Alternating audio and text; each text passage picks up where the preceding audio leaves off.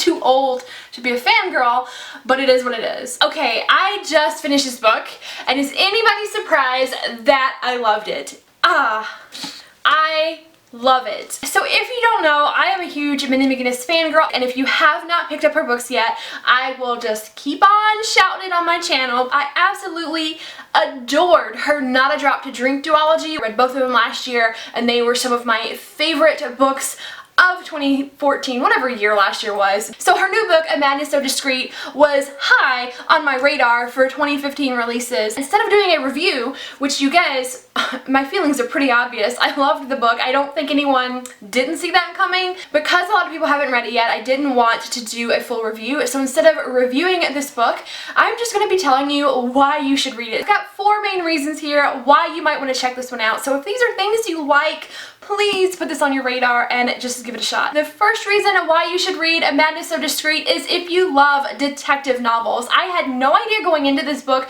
that it was actually going to be a detective novel. There is a serial killer on the loose. This is in 1890, set in Ohio. It focuses around an insane asylum. The doctor at the insane asylum, he is just kind of dabbling in criminal psychology, and he goes to crime scenes. He's just kind of investigating what would cause somebody to act this way. And our main character, Grace, is a patient at the asylum that this doctor works with. She has a really sharp mind. She has a photographic memory. So she sort of becomes his apprentice, and she goes with the doctor to these crime scenes and just kind of takes it all in because she can remember every detail. And together they are basically trying to figure out who a serial killer is. And it definitely gave me like Sherlock and Watson vibes. It's very much about deducing clues from crime scenes to try to figure out, get in the mind of the killer, and then catch them that way. That was definitely going on here. Since this is a psychological mystery, it was very much about getting into the mind of the killer and then tracking down people who would fit that kind of a profile. I really think that if you love Sherlock Holmes, and I'm talking about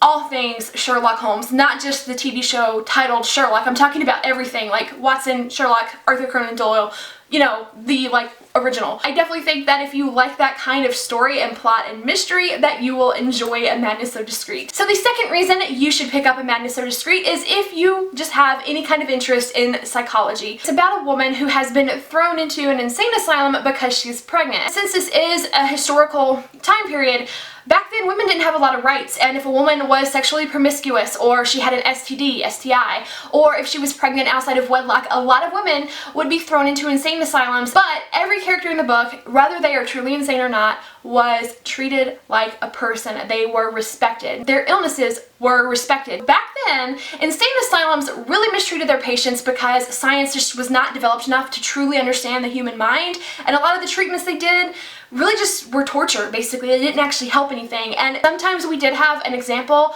of one asylum that mistreated its patients, but all of the characters in the book were aware that that was not the right way to be treating those patients. The main setting is an asylum that actually treats its patients in a really healthy, respectful way. This definitely deals with mental illness in such a respectful and accurate way. The third reason that you should pick up A Madness So Discreet is if you love strong friendships, and not just strong female friendships, but it's got a ton of those, but also friendships, platonic friendships between men and women. I was so happy that we saw relationships, friendships between men and women that were not there to add drama. They were not there as plot devices. It was accurate portrayals of friends and all of these broken stages of life, just accepting each other for who they were and supporting each other even when they had no idea what was really going on with the other person. And even when their friends did something that was kind of awful,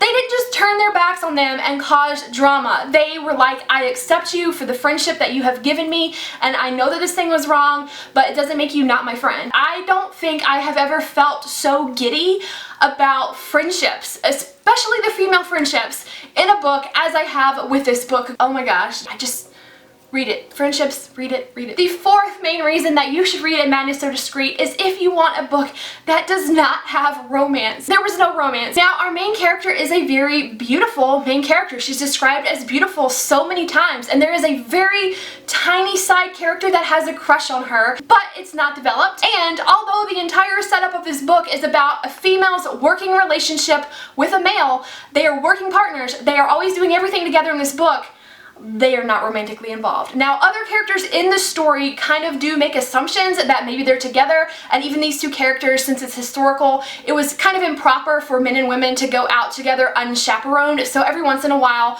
Grace and Dr. Thornhollow would make a remark like, but what will people think? But there was nothing actually developed between them, and this was so refreshing because the story stood on its own. It did not need that romantic angle. You can still definitely ship these characters, don't get me wrong, because I ship them. I really am shipping them, and I hope that we will get a sequel. If we got sequels in this series and they do ever end up developing a romantic relationship, it will be so worth it. It will be so much stronger and so much more swoon-worthy because it was based on this friendship at first. So those are the 4 main reasons I think that you should check this book out. I do want to be sure to mention though some content warnings in case these things are triggering to you, because some people will find this a little bit unsettling, and one of these is going to be an actual spoiler from something that is mentioned on the summary, so watch this part with caution, but it's a very sensitive topic to a lot of women, so I want to mention it. So the content warnings that I just kind of want to advise you about are that this book does include not direct graphic scenes of, but talking about rape, incest, child abuse, miscarriage, which was a very unsettling scene. I do hope that if this book sounds interesting to you that you will check it out, because Mindy needs more recognition. She writes strong female characters, healthy friendships, and amazing non-romantic relationships. And I just cannot get over how refreshing Mindy's books are when you look at the rest of YA today. Her Not a Drop to Drink series was the same way. You guys gotta check her out. I will keep raving about her. Thank you so much for watching, and I will see you guys in the comments. Bye!